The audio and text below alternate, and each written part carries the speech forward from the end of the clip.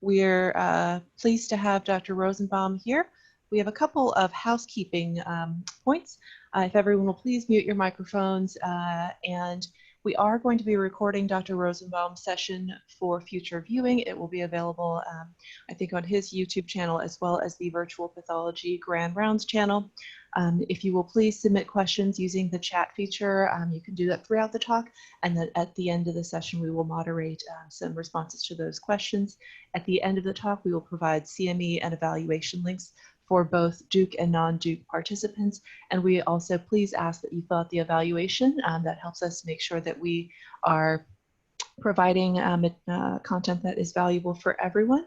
Dr. Rosenbaum has indicated the following relevant financial relationships that you can see on the screen there. And we would like very much to thank ASCP for providing CME here for the non-Duke participants. Oops, sorry, got ahead of myself there. And so we're really very pleased today to be hosting Dr. Jason Rosenbaum here to present Grand Rounds at Duke and for Virtual Pathology Grand Rounds. Dr. Rosenbaum is an assistant professor at the University of Pennsylvania, Perelman School of Medicine in the Department of Pathology and Laboratory Medicine. He is the director of the Molecular Genetic Pathology Fellowship Program and the director of Solid Tumor Genomic Diagnostics. Dr. Rosenbaum completed his Molecular Genetic Pathology Fellowship at the Washington University School of Medicine in St. Louis and his residency at the University of Wisconsin Hospital and Clinics in Madison, Wisconsin. He is board certified in molecular genetic pathology and anatomic and clinical pathology. Dr. Rosenbaum has worked to develop the novel immunohistochemical and molecular marker, INSM1, for neuroendocrine carcinoma, and improved algorithms for tumor mutational burden and copy number variant calling from targeted oncology panels.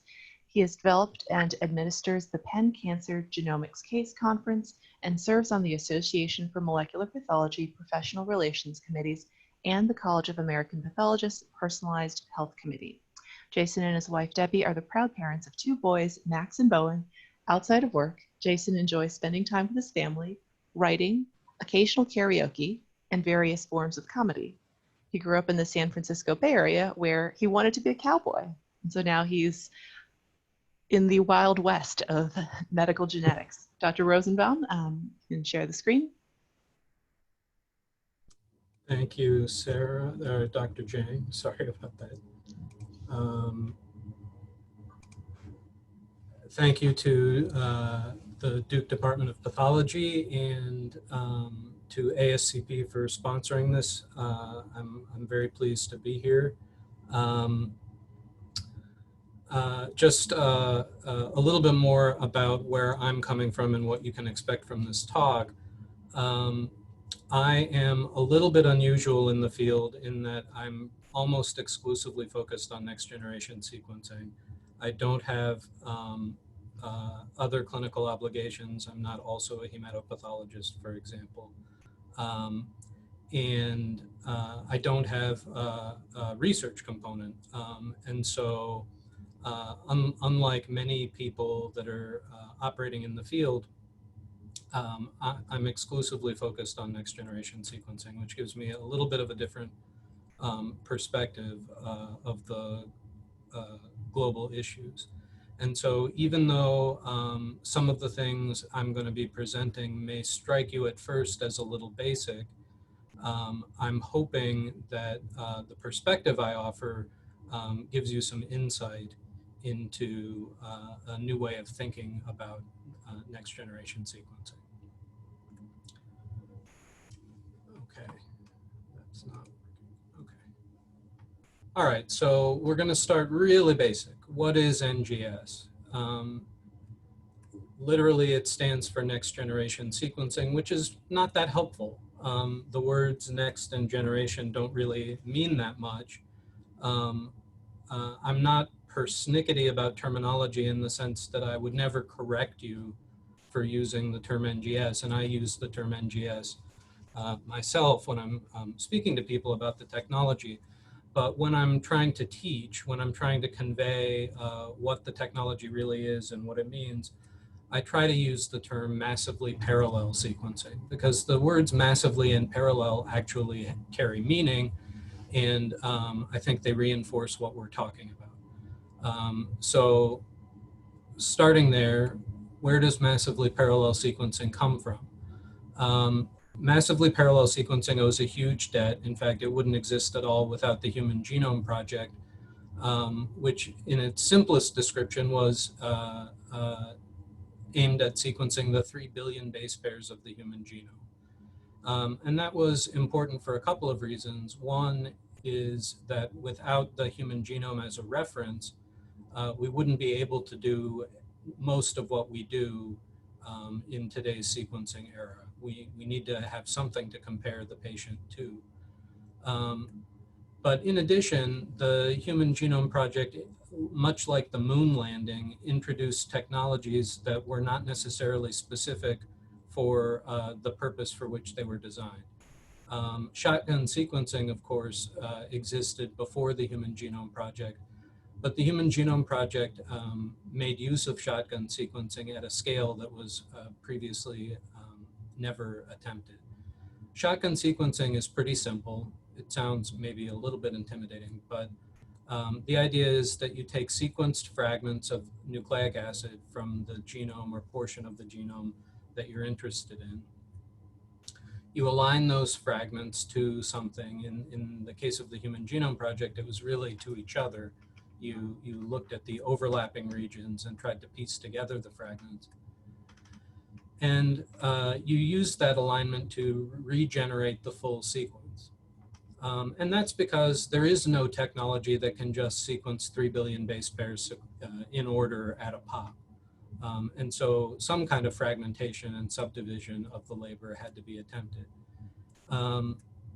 This was a massive project, and it existed in the context of sequencing technology that was primarily Sanger sequencing, which is fine. Sanger sequencing is, whoops, got a little ahead of myself there. Sanger sequencing is very sensitive in some ways and can sequence, generally speaking, longer segments of DNA than massively parallel sequencing. So what was the problem? Well, the problem is that Sanger sequencing requires running out the sequence, the DNA fragments on a gel in order to resolve the different nucleotides, as you see here. And those gels take up space, and the Sanger sequencing reaction takes up a certain amount of reagent, and that becomes very limiting when you're trying to do a massive sequencing project. And so out of the Human Genome Project evolved these new technologies in order to miniaturize and parallelize the sequencing process. And so into that technology is where we come in the clinical space.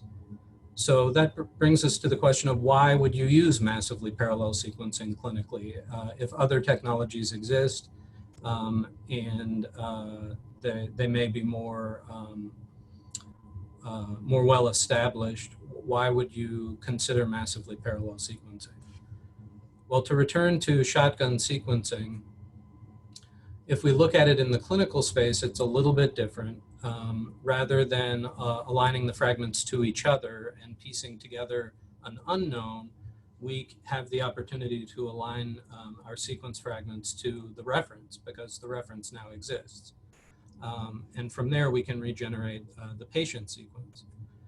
And this is as if you had a giant pile of Legos.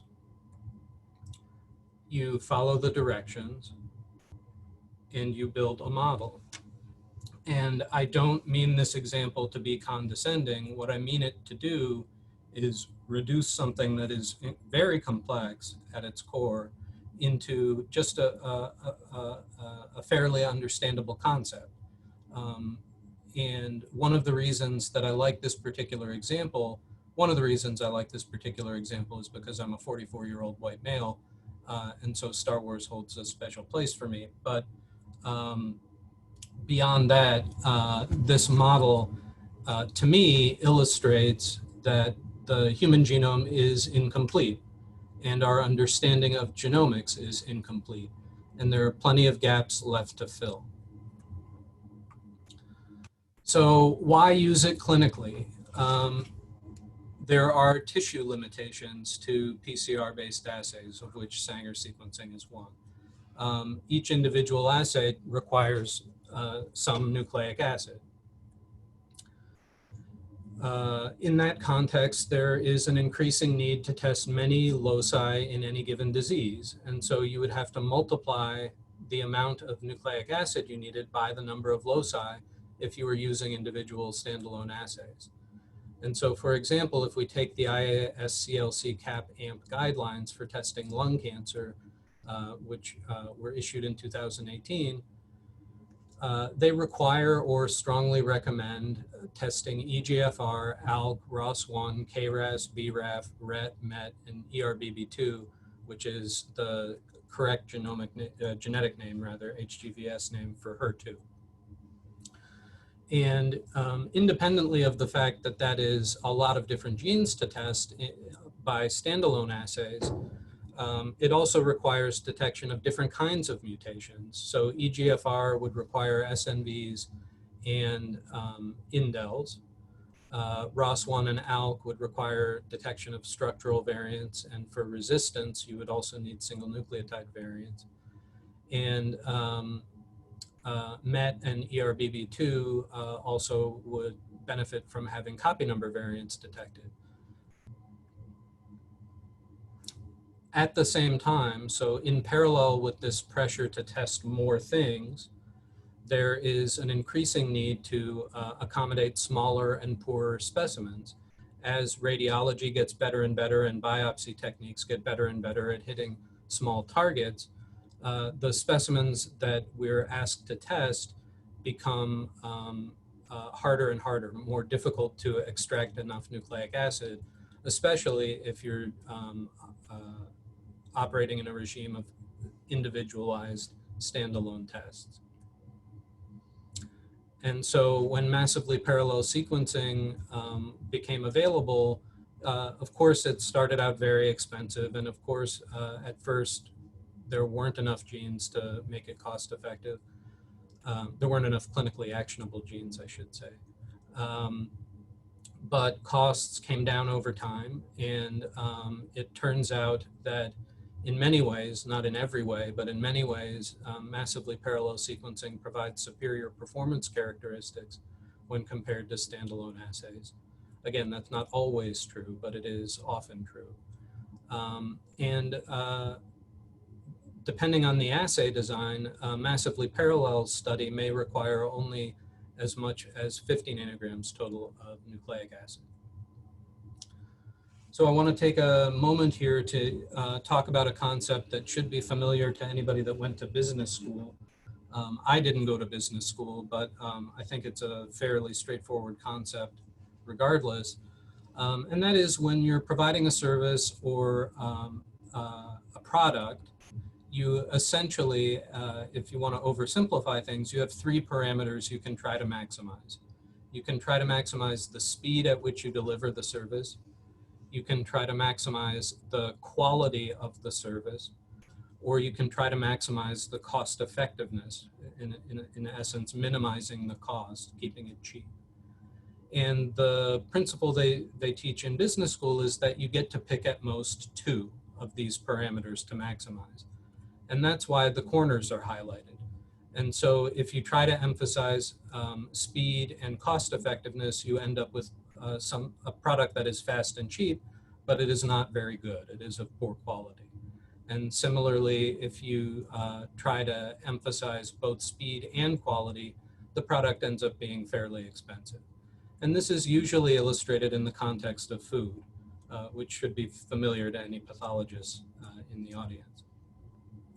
So fast food is pretty straightforward. It's fast and cheap.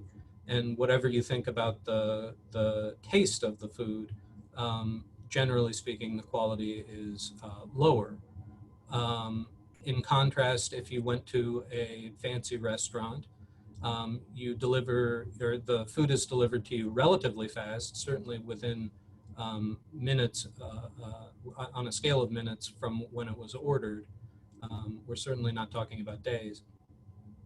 but you retain the quality and at the cost of money. And then finally, you can manage both your costs and your quality and maximize both parameters if you're willing to cook your own food and potentially raise the ingredients yourself, grow the ingredients yourself. So that's fine. Everybody basically understands this in the context of consumer goods and of food. But somehow when we enter medicine, people tend to forget this, and pathology specifically. And that center triangle tends to become very attractive. And you hear people saying, well, I want to maximize speed, cost, and quality. And you can do that. You can put your product, you can put your assay in the middle of the triangle. That is certainly possible. But what ends up happening is that it's something of a trap, because any consumer of your product, whether it's an oncologist or a patient or a clinician of some other type, can look at what you're delivering and say, well, I could have gotten it faster somewhere else, or I could have gotten it better somewhere else, or I could have gotten it cheaper somewhere else. You don't hear that one too often in medicine. Most people outside the lab are not too concerned with cost. But in any case, trying to land in the middle of the triangle ends up being something of a trap. And so when you're thinking about assay design, or for most of you who won't be actually designing assays, if you're thinking about how the assay you're using was designed, it's often important to consider whether the priority for your result should have been speed or should have been quality. For those of you that are thinking about designing assays or bringing assays in-house, I would encourage you to try to emphasize one or the other, but not fall into the trap of trying to do everything on a single platform. So back to the question of why massively parallel sequencing. It has some advantages. Literally, it is massively parallel. It generates a huge amount of data in one shot. You can interrogate millions of loci in the genome, and each locus, even if you're just looking at single nucleotide changes, what traditionally people call mutations, each locus can resolve 3 different changes. So that's 3 times millions right there, and that's not even accounting for insertions, deletions, etc. On that note, it also can provide more kinds of data at once, where most single gene assays are only capable of delivering one kind of mutational data, single nucleotide changes, for example, or amplifications or rearrangements, etc. These assays can deliver multiple kinds of data at once. They are what we call multi-parametric. The disadvantages, though, are real, although there's a caveat, and that's why they're in quotes. These assays are slow and they are expensive, but it really depends on making the appropriate comparison and understanding what your real needs are. And so, for example, if you're concerned about myeloproliferative neoplasms, certainly you want to be able to test JAK2 V617F. And it should go without saying that a massively parallel sequencing solution will be slow and expensive. It will be a slow and expensive strategy if all you want to do is test JAK2. And I would be the first person to say you shouldn't employ a massively parallel sequencing strategy if that's all you're trying to do. But not every patient is served by just testing JAK2. There are patients that need additional genes testing. And again, these are additional kinds of mutations as well. And so it's really important when you're thinking about whether massively parallel sequencing is appropriate to think about what you are trying to get at. As a rule of thumb, massively parallel sequencing becomes cost-effective per unit run when it replaces about 3 standalone assays. Now, it may be clear that some of this, particularly turnaround time comparisons, are going to be dependent on whether you test things one by one and say, if JAK2 is negative, then I go to BCR-ABL, and if BCR-ABL is negative, then I go to calreticulin. Massively parallel sequencing by itself may be faster than that strategy. It probably will be. However, if you would do your standalone testing in parallel, the comparison becomes more complicated. It's also important to consider the global cost effectiveness of the platform. And I mean that in two ways. One is that the cost effectiveness of the platform being sufficient to replace 3 standalone assays really depends on the assumption that you already have the sequencer and the expertise in-house. It doesn't account for startup costs. And so that's important to think about. And then the other thing to consider, though, is that once you have the platform and once you have the technology, it may become fairly cost effective to start testing for rare conditions that don't by themselves support an individual test. And so right away we start to get into the triangle of quality. If you're testing a huge amount of the genome, like whole exome sequencing, or a larger portion of the sequencing than panels, you're able to recoup some of those costs by testing for rare diseases that might otherwise get sent out. But if you are doing whole exome sequencing, that has attendant costs and turnaround time consequences as well. So what does massively parallel sequencing detect? We've sort of skipped over that question a bit or alluded to it in previous slides.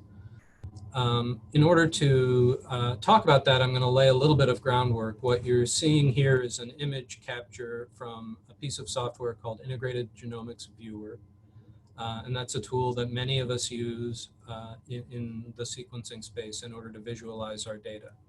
And so what you're looking at here, all these gray bars are Legos. They're equivalent to the gray Legos that made up the model in the prior slide. And so those are our individual DNA sequencing reads. At the bottom, you see the reference genome. It looks like a rainbow colored strip at this resolution.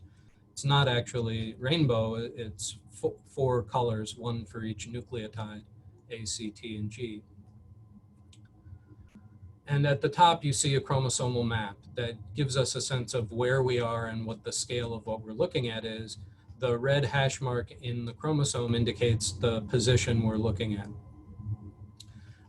The red blowout lines I've added in myself. Those are not natively present in the software. One thing I'd like to point out is that we're not very far into the chromosome. This is chromosome 2. But if you look at the base pair measurements, we're already at almost 30 million base pairs. That's a lot of sequence. The genome is big. At the bottom, you see a map of the gene we're looking at. This gene happens to be ALK, and the thick blue bars represent exons. The thin black lines represent introns, and the arrowheads, it may be hard depending on your screen to see, but the arrowheads are running right to left, which indicates the direction of transcription of the gene, essentially which strand of the DNA the gene lies on. Okay, so in that context, nearly any massively parallel sequencing can detect any assay rather, can detect single nucleotide variants. That's essentially what they were designed to do. And it does that by detecting a mismatch from the reference genome. Whoops, went backwards. Some mismatches are highlighted here. They're represented by hash marks. The color indicates what the variant nucleotide is. And you only see a hash mark when the patient sequence does not match the reference genome. And so highlighted in red is something that is called in a number of reads. So it would be what we would, well, I'll get to that in a minute. It's called in a number of reads and they all line up. And so that's supportive of that being a real call, not an artifact. The little ditzels highlighted in purple may or may not be real. They would require a little bit more investigation. But the fact that we're only seeing them in one-off nucleotides in this view is suggestive of the fact that they might just be sequencing error. Additionally, nearly all of these assays are very good at detecting small insertions and deletions. What you see here is how a deletion is represented in IGV. It's a thin black line interrupting the gray sequencing read. In this case, it's 10 nucleotides removed from DNMT3A in a myeloid neoplasm. Insertions are maybe a little bit counterintuitive the way they're represented. In contrast to a deletion, you don't see the whole insertion. What's introduced instead is a purple hash mark where the insertion lies, and you can click on the hash mark in order to get more information about exactly what the insertion is and how long it is. So nearly all of these assays can detect single nucleotide variants and indels. Almost by definition, that's what they're meant to detect. And that's because they're fairly easily detected by comparing the patient's align sequence to the reference genome. You can just compare up and down in IGV, and you can see where potential mutations are lying. Now, with appropriate assay design, you can't necessarily assume that any of this is true, but it is certainly true that with the appropriate assay design, you can also detect structural variants, which would include large insertions or deletions, chromosomal rearrangements like EML4-ALK or BCR-ABL1. Copy number changes can also be detected. And one of the reasons that this requires separate design is that structural variants don't necessarily actually have much that mismatches the genome. So if you think about an ALK EML4 rearrangement, for example, the ALK sequence is ALK sequence and the EML4 sequence is EML4 sequence, and they both will align to the reference genome. It's just that they're in the wrong place. And so it requires specific tools and specific assay design in order to make sure you can detect such things. Similarly, in some ways even harder, are copy number variants, because everything matches the reference. Nothing's even out of place.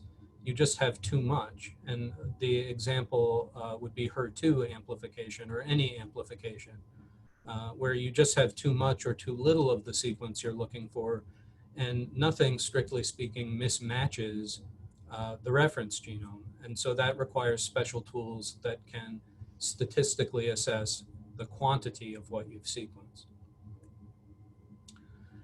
You can even get fancier. You can look at expression data. You can look at what I call metamutational data, which would be something like a mutational signature.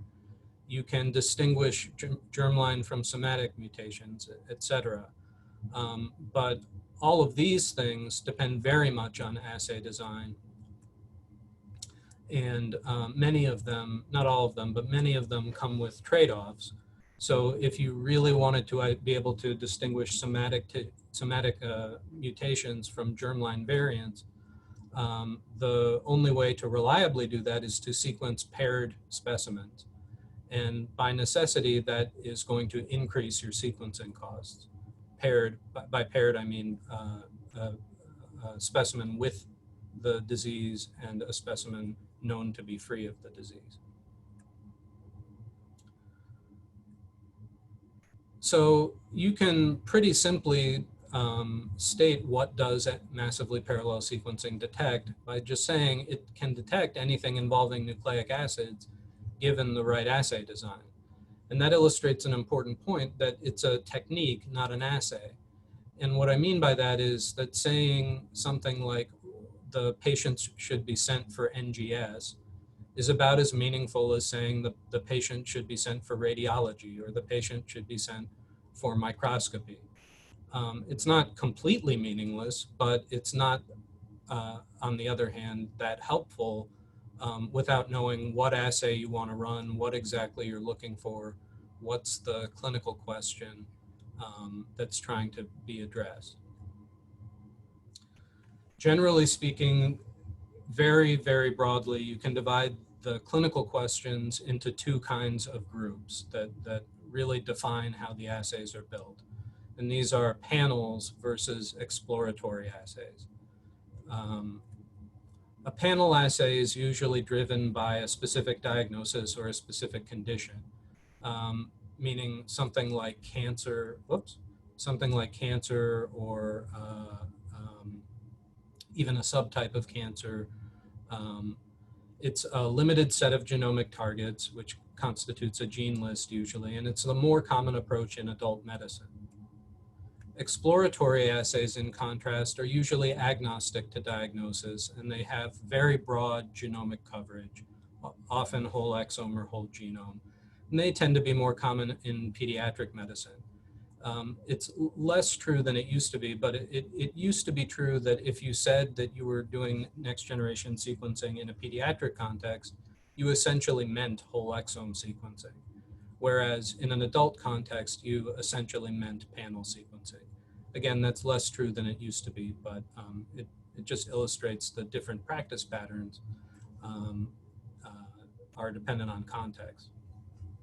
So on the left are some examples of some panels that you might imagine. Here on the right are some ways that an exploratory assay may be deployed. And again, for something like developmental delay or dysmorphology, the idea here is that a pediatric patient presents with an uncharacterized syndrome that doesn't really fit the textbook definition of anything, but is presumed to be genetic. And you're using the assay to help define the diagnosis. Usually in adult medicine, you've already narrowed down the diagnosis somewhat, and you can narrow the target space of your assay considerably. And there are some assays that don't neatly fit into any category, but that's beyond the scope of this talk. So that's what massively parallel sequencing can detect and what it can be used for, but what can it miss? I think this is an important question. It's one that often people in my field are reluctant to talk about because we're often struggling to get recognition for the importance of the studies. And so there does tend to be an instinct to minimize the gaps, but there are gaps and they're important to be aware of. So the first question you ought to really be asking as someone outside the lab is what is included in the panel and what isn't? If the gene that I'm interested in hunting for a mutation in isn't even on the panel, then the test is going to miss it. So this is a representation of the gene list for our solid tumor sequencing panel here at the Center for Personalized Diagnostics. It's 152 genes. Some panels will only be portions of genes. It's important to clarify that. For us, on our solid panel, we sequence the entire coding sequence of all of these genes, plus 10 base pairs into the adjacent introns. Most panels typically don't include non-coding sequence, for example, promoter variants, unless otherwise stated. And so you shouldn't assume necessarily that something like a TERT promoter would be identified, a TERT promoter mutation would be identified unless it's explicitly said in the test methodology that the TERT promoter is covered. There are such things as hotspot panels. Ours is called the Penn Precision Panel, or PPP. These focus on very common high yield single nucleotide variants and small indels. And the genes that are underlined and in bold in the image of the gene list are the constituents of our PPP panel, of our hotspot panel. And so notice that the coverage of our hotspot panel is much narrower just on a gene list basis, but it's also narrower in that not the entire coding sequence of those genes is covered, only hotspot regions. That's an important thing to understand, is that not every assay is necessarily going to cover what you're looking for. And it sounds obvious, but we do run into this problem occasionally where the test is ordered and it turns out that it didn't even cover what the clinician was interested in.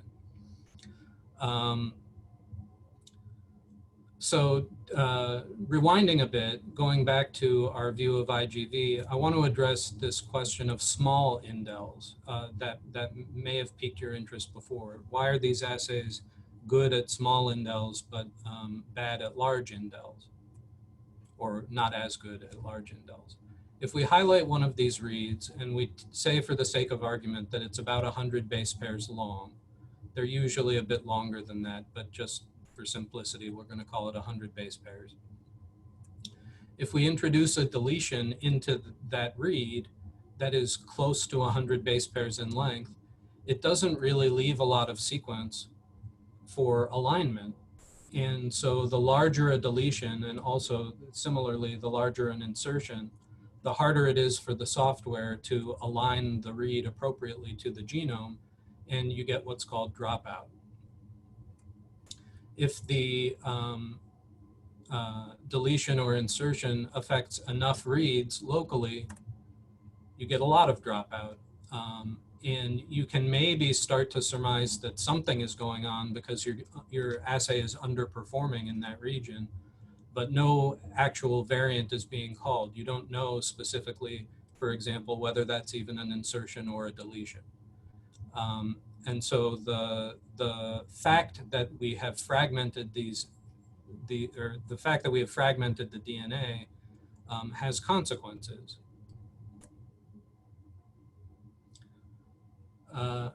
That's also illustrated here. This is taken from a report from a corporate sequencing solution. And I think they've done a nice job here of laying out the idea that these assays are often treated appropriately so, like they're a single thing. You put DNA in one end and out the other end you get a report. But in some ways, it's more appropriate to think about these assays as multiple assays being run in parallel, because the assay may be very good at detecting one kind of variant. For example, single nucleotide variants. This assay is 99.9% sensitive.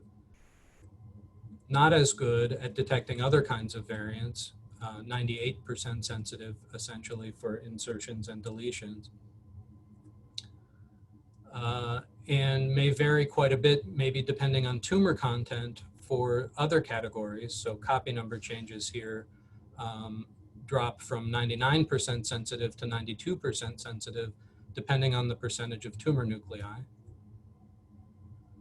And then finally, maybe even by specific target, the performance of the assay can vary. So this assay is really good at detecting ALK fusions, but not so good at detecting fusions of other genes. 90% sensitivity is okay. It's not ideal.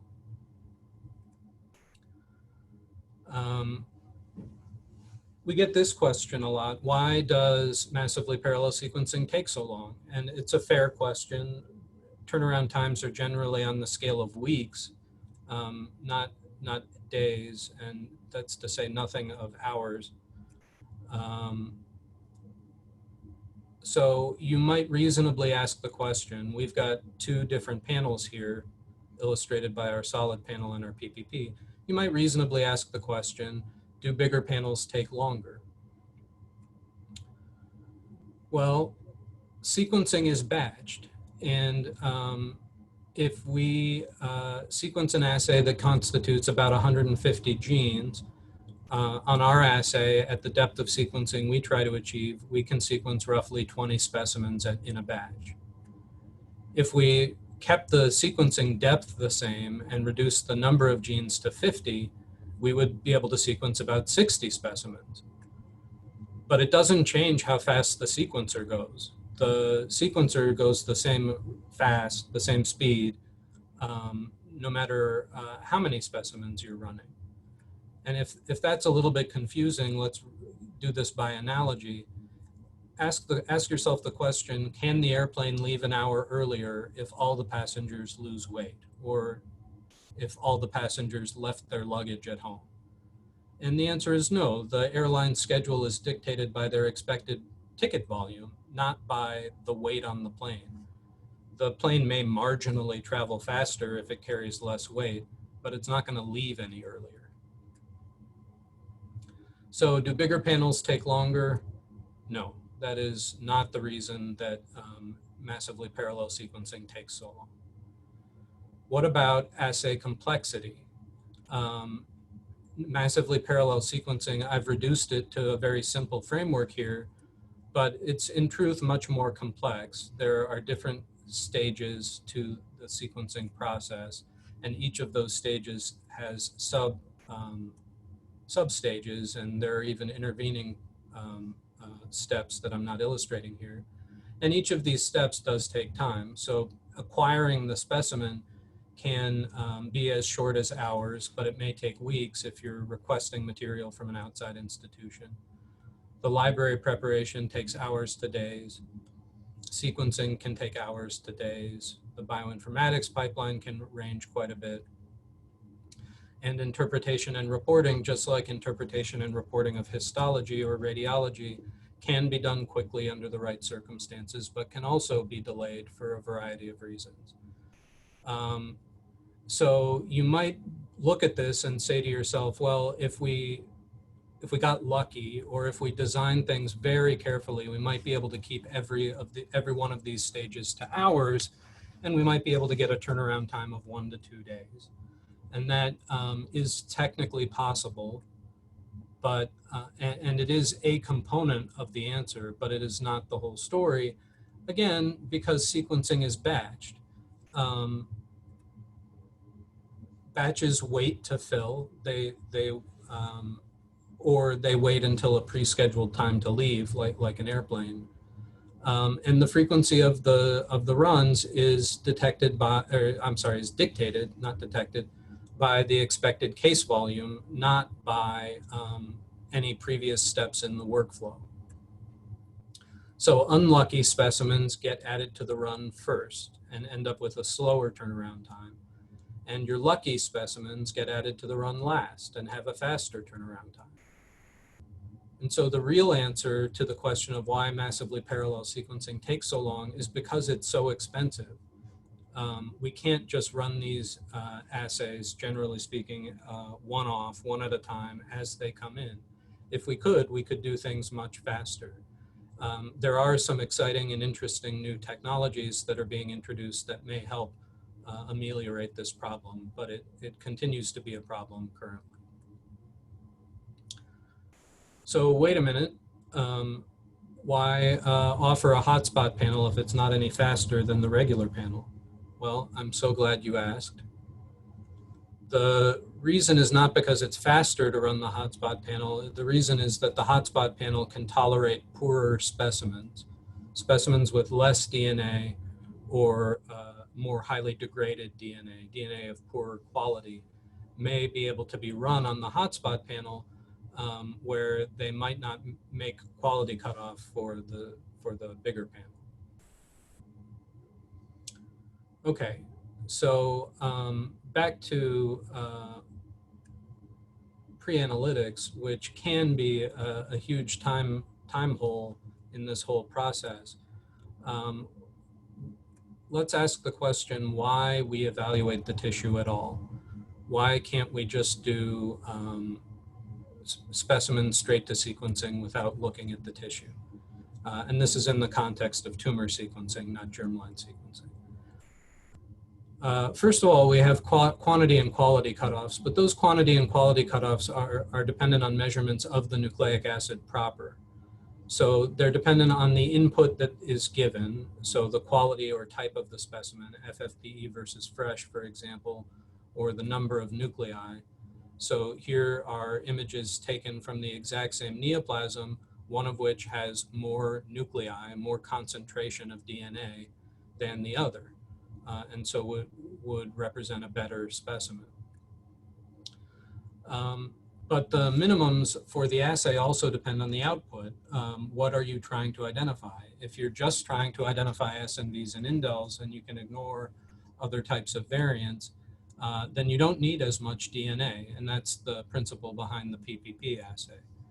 However, if you need your assay to detect copy number change or metamutational data like TMB or MSI, you need better quality DNA. All of that is independent of tumor content. And as a way of illustrating that, I would mention that not all assays are meant for cancer. You can use next generation sequencing for cystic fibrosis, for sickle cell anemia, for anything germline, and there is no tumor content for those diseases. So why are we even assessing tumor content? The reason is that it's generally believed to be important for patient care. We don't want to run assays that are unlikely to yield a meaningful result.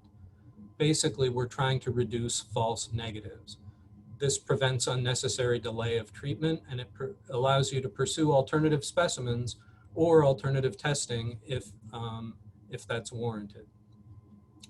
So what is it that we're assessing? Well, all assays have a lower limit of detection, and that is represented as a tumor percentage. Some quick math, if you're covering 150 genes, that's about 500,000 base pairs. If your assay has a mean depth of coverage of about 1000x, that's 500 million base calls per specimen. If we assume the error rate is super good, that we're only wrong 1 in 1,000 times, then that's 500,000 errors per specimen. That's enough that there could be one error per every position in the assay. Now, we're not just sequencing the assay, we're not just sequencing the specimen one time, we're sequencing it multiple times. So if the errors were evenly distributed across the assay, that would be okay, but they're not. They're concentrated in certain areas. And what you're seeing here is an image that just represents the background sequencing error of the IDH2 R172 locus. And so you can see that if we tried to detect mutations below a certain level, it would just be impossible to distinguish a real mutation from the background sequencing error of the assay. And so that's why we end up with the lower limits of detection, the tumor percentage cutoffs that we do.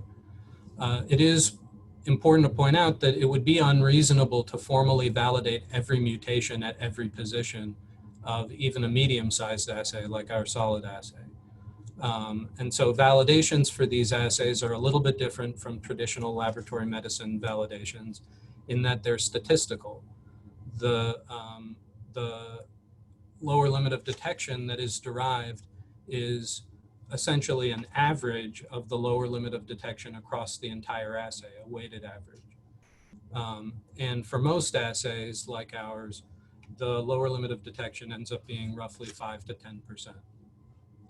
If the lower limit of detection of a variant is 5 to 10%, then the detection of a presumed heterozygous variant would require about 10 to 20% nuclei. It's important to recognize here that we're not talking about the area of the tumor. You could reasonably look at the image here and say, well, that's 100% tumor, and you're basically right by area. But what we're concerned about is a number of alleles, not a tissue area. That doesn't mean anything to our assays. So what we really want is a count of nuclei. We want to exclude from the count tumor infiltrating lymphocytes, desmoplastic reaction, vessels, fibroblasts, things like that. And we want to exclude contaminating blood and microorganisms. And so I can tell you that whenever I get a specimen submitted that's evaluated to be 100% tumor, my instinct is that that can't be true, that the person is not really doing their due diligence and appropriately assessing the tumor. Now, do we really need to know if there's 100% versus 80%? Probably not, but it's illustrative of kind of not understanding the principles at play. It is possible to enrich for tumor. You can what's called macro dissect, which would be just drawing a line on your slide around what you believe to be mostly tumor. If you do macro dissect, then you want to reevaluate the specimen for the area that was evaluated, not for the whole specimen. A specimen like this is tough, and I recognize that it's tough, and I recognize that what you have here are probably only a few tumor cells in what is mostly desmoplastic reaction, and this specimen should be ruled inadequate. I recognize that it is hard for a pathologist to tell that to a clinician. I recognize that it's hard for a clinician to tell that to a patient, especially something like this that probably felt like a substantial mass. But at the end of the day, nobody's doing anybody a service by pretending that this is an adequate specimen. And I would also point out that I have heard comments like, well, it looks like it's only 5% to me, but I'm going to send it for sequencing. And if it's below their cutoff, they'll issue a QNS. That's not true. Most assays will only issue a QNS if there was not enough DNA or if the DNA was too degraded. There is no backstop for histologic evaluation. And the problem is that you're going to issue an inappropriately negative report when what you really should have said is, we don't know, we don't have enough material to tell. So why do we do this? Why do we spend all this effort? It usually adds at least a day to turnaround time to evaluate the tissue for adequacy. That needs to be performed by a histopathologist, so that's MD time, which is on the scale of things pretty expensive. We do it, and most institutions, in fact all that I'm aware of, do it because it's viewed as an increase in the quality of the assay that is worth the additional cost. There's a lot of concern from people outside the field about bioinformatics and inside the field too. Do I need to understand bioinformatics? I'm computer illiterate, and that scares me. So I would frame this in this way. If you are flying on an airplane, which of these three groups of people is the most important in getting you safely to your destination? Is it the air traffic control team? Is it the flight mechanic? Or is it the pilot and co-pilot? And I would hope the answer would be that they're all important. You can't just get rid of one and say it's less important than the others. If I reframe the question and say, should any of these people be required to do the other jobs? Would you expect necessarily a pilot to be able to operate as a flight mechanic or an air traffic controller to be able to operate as a flight mechanic? I hope the answer would be no. The truth is that these groups of people need to be able to understand each other's jobs to do their jobs, but they don't need to be able to do each other's jobs.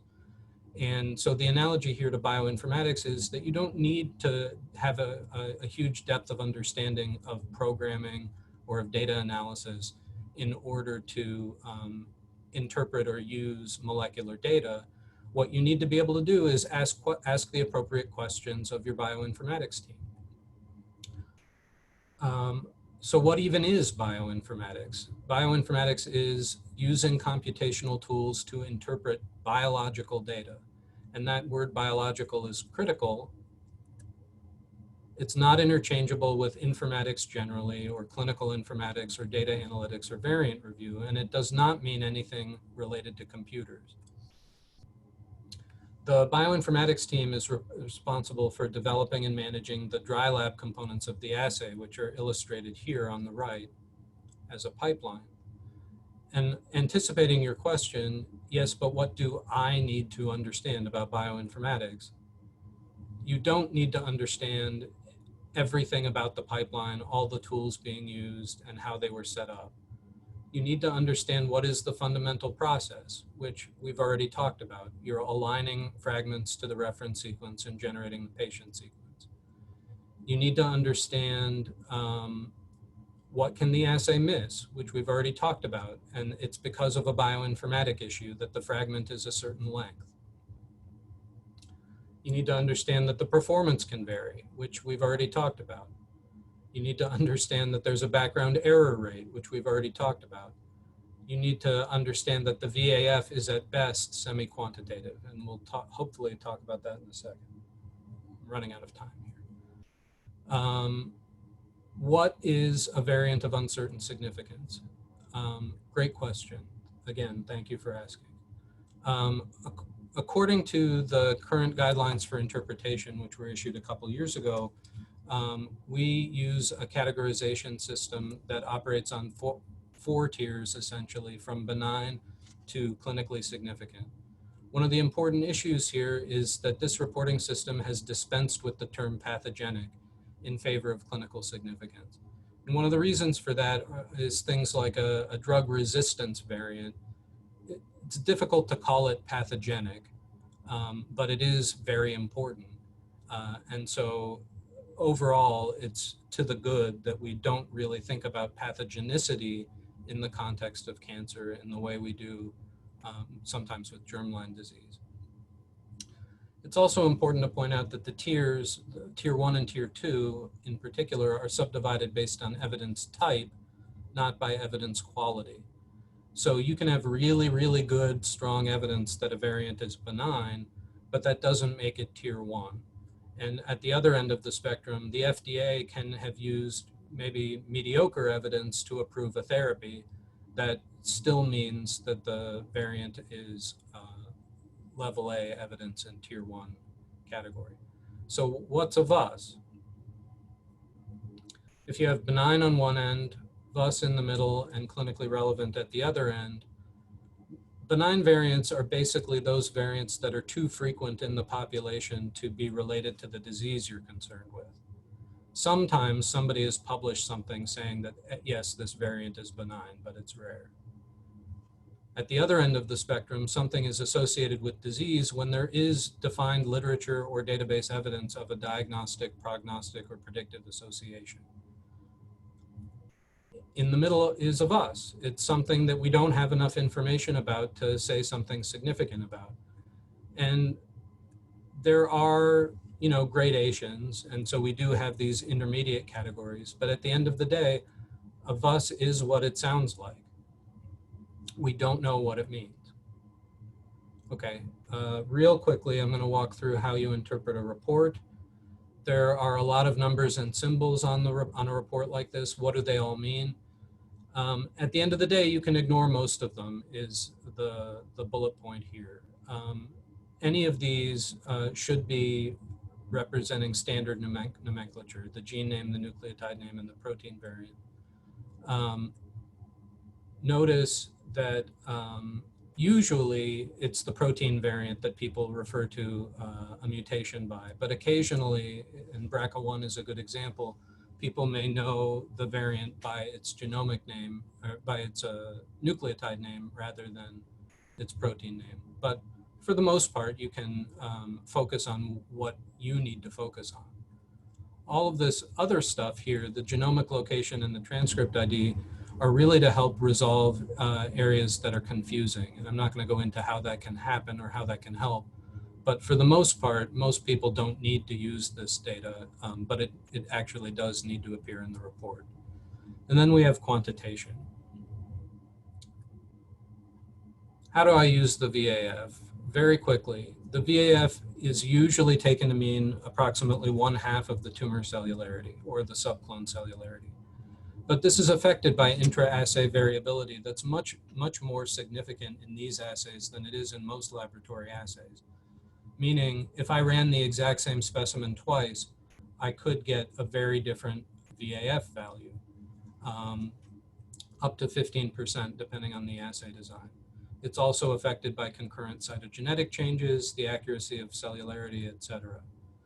And so if you're trying to answer the question, is this variant germline? 41%, it may be, but you would need to have some idea of the tumor cellularity. You'd need to have some idea of whether the other BRCA allele is lost. and you'd need to understand the variability of the assay. So the 41% could be 50%, meaning it's heterozygous germline, but it also could be 26%. You just don't know. Similarly, if you're trying to say, is a patient worsening over time, you'd need to answer the same questions. And you don't really know this either. And it's really important. I really want to convey how important it is not to overinterpret the VAF. Moving quickly here, a report should, generally speaking, also issue some kind of description about why a variant is important. This would be an example of a report describing BRAF V600E in melanoma. But you wouldn't expect the same importance in every diagnosis. These are all interpretations for BRAF V600E, but they're very different depending on what the diagnosis is. This can be a problem with industrial solutions and industrial type send-out assays where they don't have access to the medical record and can't really issue a specific interpretation, or not as specific as you can in an in-house situation. And so they issue reports that are paragraphs and paragraphs long so that they cover every possibility. And most clinicians, in my experience, find that fairly frustrating. If you still have questions, I recommend looking at the fine print of the assay. That will include a lot of information that may be helpful, like the target gene list, for example. And you can always contact the molecular professional who issued the report. At my institution, that would be me a lot of the time, but not always. And I would caution you, I'm happy to answer your questions as I'm able, but I am not the right person to answer questions about the assay that you used. Every assay is a little bit different and has its own quirks and idiosyncrasies. And you should really try to have a dialogue with the person that issued the report, or at least somebody in that lab. I'm going to skip this. So everything you ever wanted to know. I hope you understand that that was an exaggeration, but we've gone through a lot here. And I hope that this is helpful to you in whatever context you're operating in.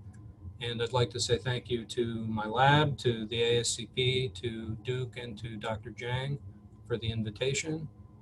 And I'm happy to take questions, probably offline at this point, but I'm happy to stick around for a little while if anybody has persistent questions. Thank you so much, Dr. Rosenbaum. We have gotten a couple of questions in the chat box as we've been going along. So are you able to stay on for a few more moments? Yeah.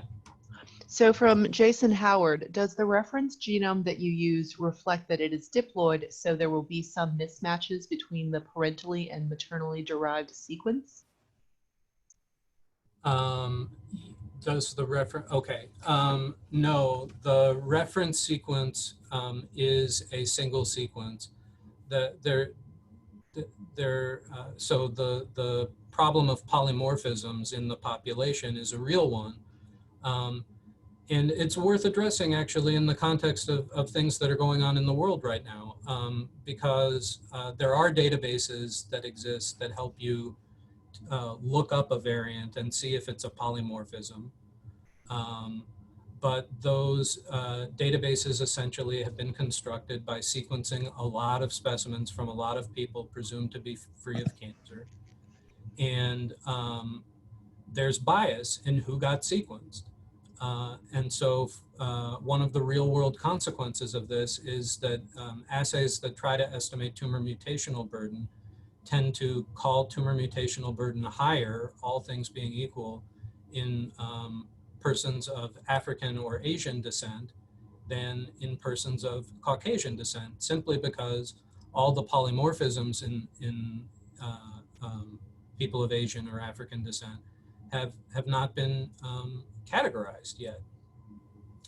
And that's not because anybody was going out of their way to exclude those populations.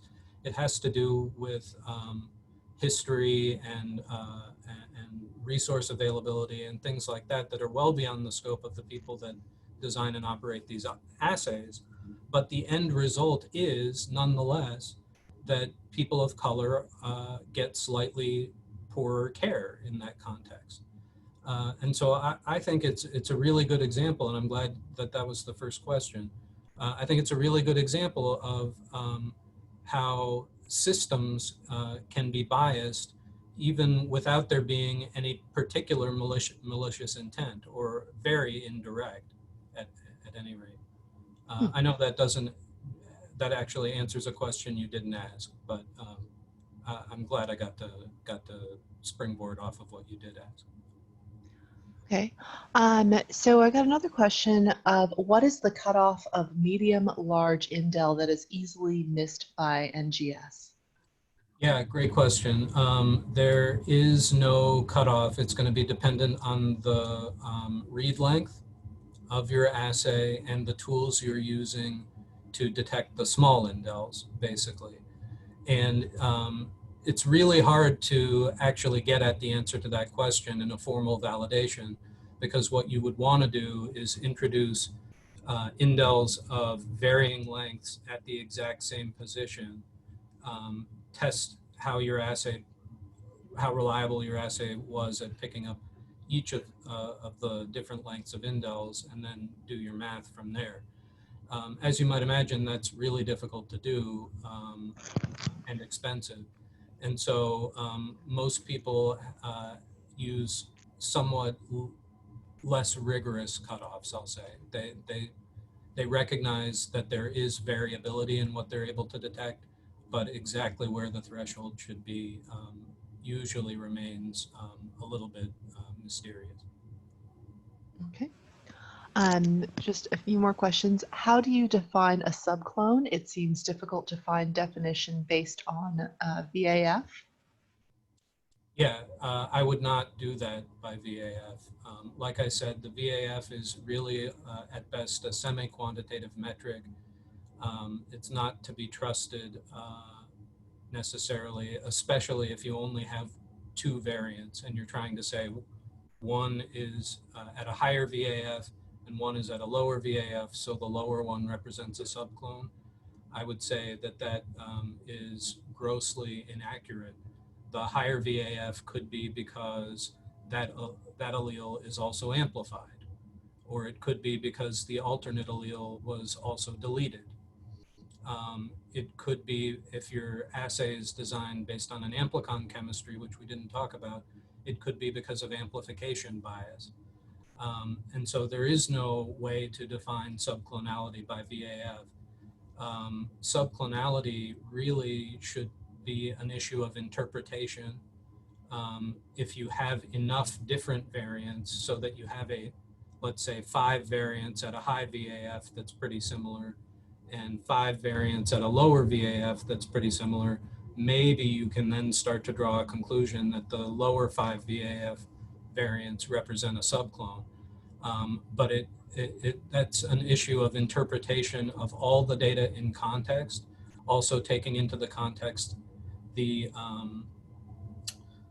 performance characteristics of the assay at the specific loci that you're looking at, also taking into consideration any orthogonal data, so cytogenetics or FISH results. And so it really ought to be approached only by somebody fairly well experienced and probably fairly familiar with the assay that you're talking about. Okay, and we're getting towards a quarter to the hour. So one last question, is the 10 to 15% tumor sample requirement also for bone marrow aspirate or peripheral blood sample? The answer to that isn't exactly straightforward.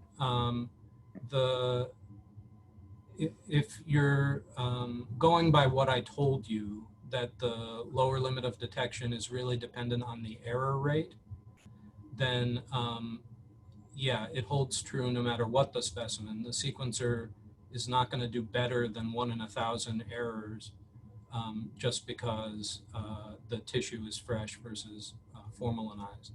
Now, it's a little bit more complicated than that, and we didn't really talk about formalin artifact in the talk today, but formalin does tend to raise the lower limit of detection by a bit. It's usually not a huge amount if the exposure to formalin is pretty consistent.